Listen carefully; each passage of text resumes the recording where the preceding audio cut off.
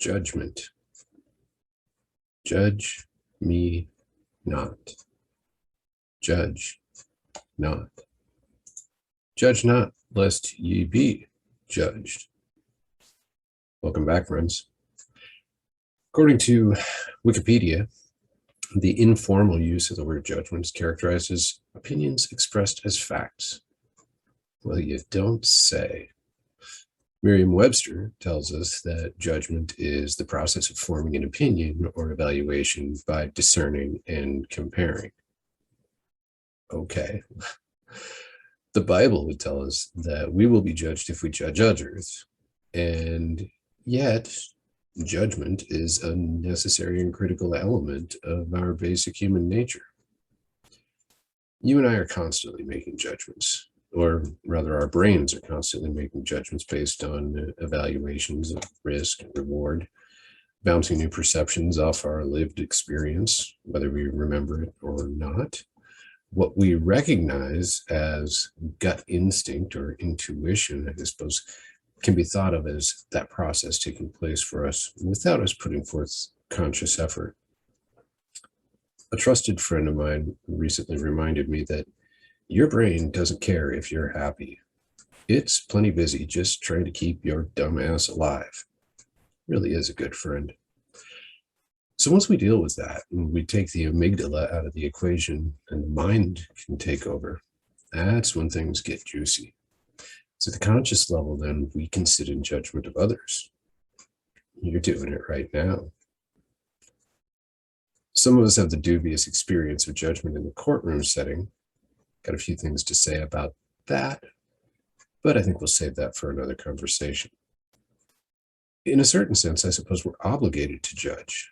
We have to have preferences, likes and dislikes, whether it's whiskey versus scotch, our favorite or fave to hate sports team, or our thoughts on whatever administration is projecting the illusion of power on a given day. Other people expect us to have opinions, and I would have you consider that they want to know what we think. Why?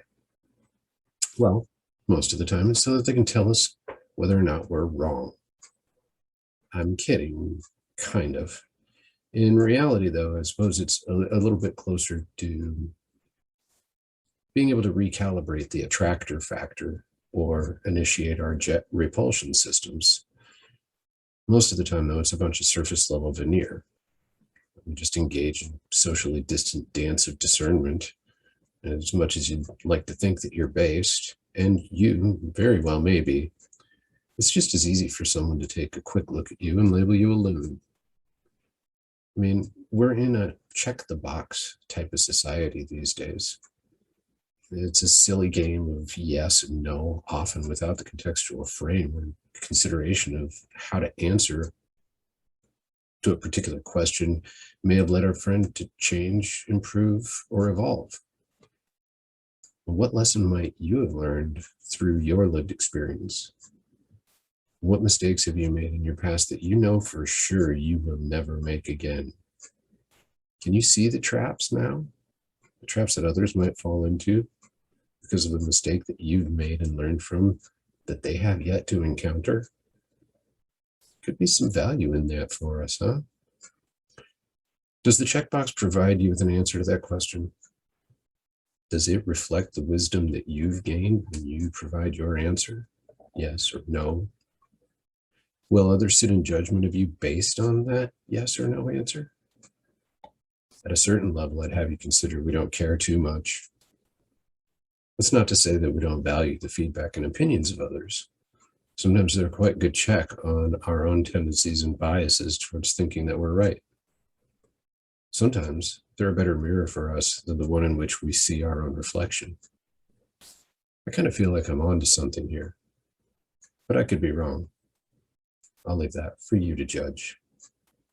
You've got my take, friend. What's yours?